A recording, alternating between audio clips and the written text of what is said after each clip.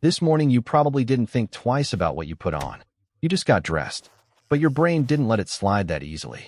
There are at least 10 real, researched patterns connecting what you're wearing right now to how you think, how strangers judge you in the first few seconds, and even how well you negotiate a raise. Some of these are obvious. A few are going to surprise you.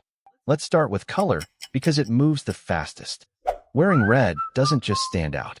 Studies on color and perception consistently link red to dominance and confidence, the reason so many people reach for it before a big presentation. Blue works differently. It reads as calm and trustworthy, which is exactly why so many banks, hospitals, and doctors' offices lean on it. Black carries authority. It's the color of seriousness, sometimes even intimidation, which is why it shows up so often in courtrooms and boardrooms. Now here's where it gets less obvious. A formal suit doesn't just change how others see you.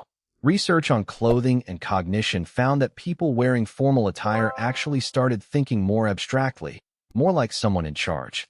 A separate study out of Yale found that people in suits negotiated more assertively than people in sweatpants and flip-flops, even when the task had nothing to do with clothing at all. This effect has a name. Psychologists call it enclothed cognition, the idea that clothing changes the wearer's own mental processes, not just how they're perceived. In one experiment, researchers gave people identical white coats. Some were told it was a doctor's coat. Others were told it was a painter's smock. The people wearing the doctor's coat became noticeably more careful and attentive, even though the coat itself never changed. Your personal style says something too. A minimalist, understated wardrobe often lines up with introversion, a preference for blending and overstanding out. Bold, unconventional patterns tend to track with openness, curiosity, and creativity. And a wardrobe that's unusually controlled and matching can quietly reflect a need for stability, especially during a stressful stretch of life. Comfort clothing tells its own story. Reaching for sweatpants after a hard day isn't laziness. It's a form of self-protection.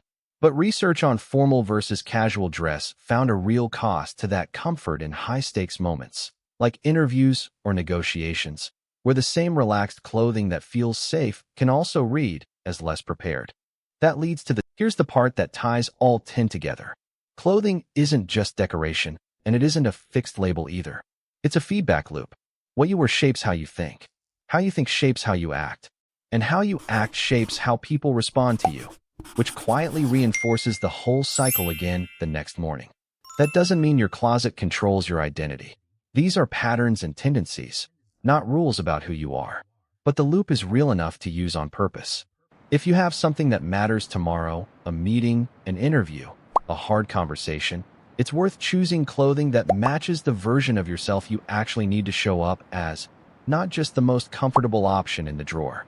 If you notice yourself defaulting to the same muted colors every day, it might be worth asking whether that's genuine preference or quiet retreat. And if your wardrobe has become unusually rigid lately, that's sometimes less about style and more about needing something in your life to feel controlled.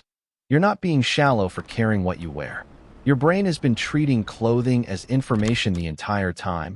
You just weren't watching it happen. If patterns like this are what keeps your mind curious, this is exactly what the channel is about. Follow for more simple breakdowns of the psychology hiding inside ordinary choices. Tell me in the comments which of these 10 surprised you the most.